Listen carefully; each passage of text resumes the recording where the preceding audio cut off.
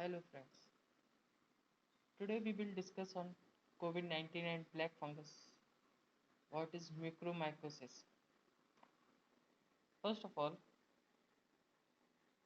mucor viewed through a microscope showing dark spherical spores.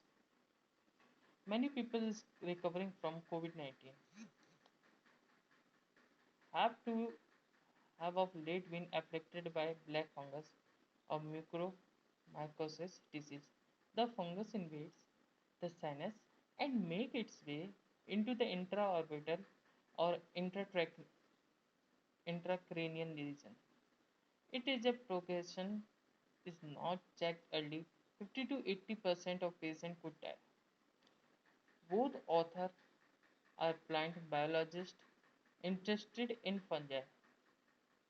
When we first heard when we first heard of mucormycosis, sometime last year, sometime last year, from reports from Europe, it rang the bell. People experience fungi most often in their kitchens when fruits rotten or the bread turned moldy. Fungi evolved 400 million years ago and play an important role on Earth. They have helped plants move from their aquatic habitats to land and still help them obtain minerals from the soil.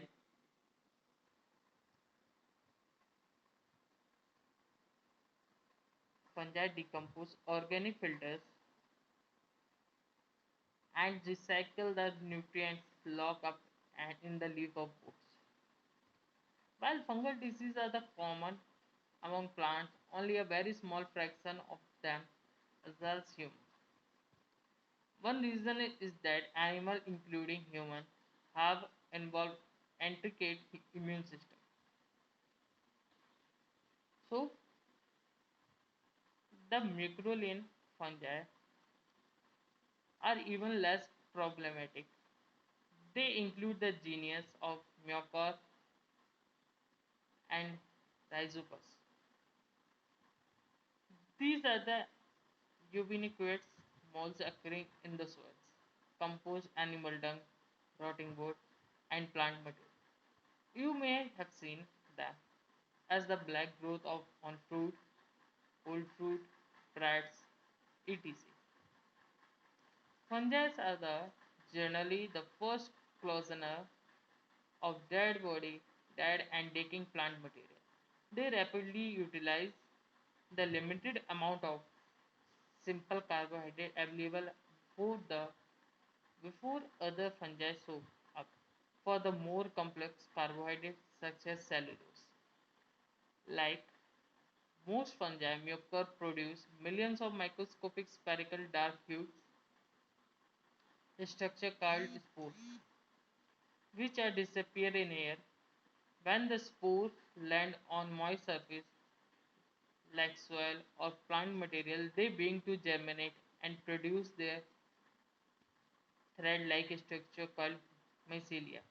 The mycelia branch out of the feed on sugar in their surroundings and grow. As it happens, hospitals are not free for these spores. A study of the Tehran in 2014 suggested that the hospital air could carry many opportunistic pathogenic fungi like Candida, Aspergillus, Penicillium, and Rhizopus. Instead of that, pupils are suffering from COVID-19, HIV, AIDS, and other viral diseases. Congenital bone marrow diseases, severe burns, cancers, and the untreated or irregular treated diabetes have reduced immunity and as are prone to developing mucormycosis. COVID-19 patients who have received steroids are particularly at risk because steroids suppress the immune system. This is why steroids should not be used unless absolutely necessary. Here, When mucor attacks the sinuses, it is spread to the lungs, the brain, and the central nervous system (CNS). Common symptoms of the resulting mucormycosis including fever, headache, reddish and swollen skin near the nose and eye, facial pain, cough, producing body or dark fluid, and shortness of breath. Doctor can diagnose it through the tissue bioscopy and X-ray scan of the lungs. The two drugs are more effective at treating mucormycosis amphotericin B and the posaconazole, provided the infection is found early.